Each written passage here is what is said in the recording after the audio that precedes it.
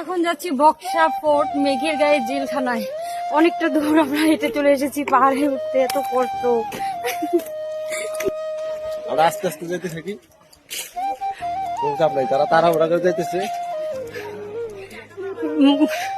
কত দূর আর হাঁটলাম তাতে একদম এমন 3 কিলোমিটার 3 কিলোমিটার, এখন তো হাফ হাফ কিলোমিটার আসবে নাই, তাতে এমন এই অবস্থা। আমি তো অর্ধেক গিয়ে আর যেতেই চাইছিলাম না, তারপর ও আমাকে হাতে ধরে টেনে টেনে নিয়ে যাচ্ছিল।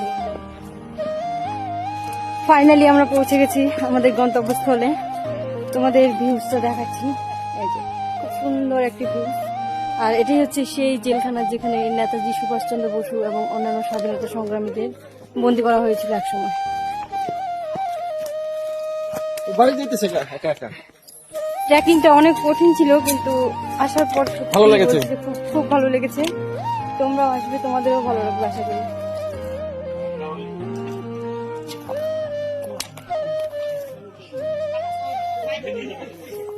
না, উল্টো পায়ে দৌড়াচ্ছি, কারণ হাঁটতে হাঁটতে পা এতটাই ব্যথা হয়েছে যে সামনের দিকে আর পা চলছিল কম লাগে। উল্টো পায়ে চললে নাকি একটু পরিশ্রমটা কম হয়। আর এই যে আমাদের টিমের সবাই নামার সময় খুব আনন্দ নেমে যাচ্ছে, খুব মজা করে সবাই গান গাইতে।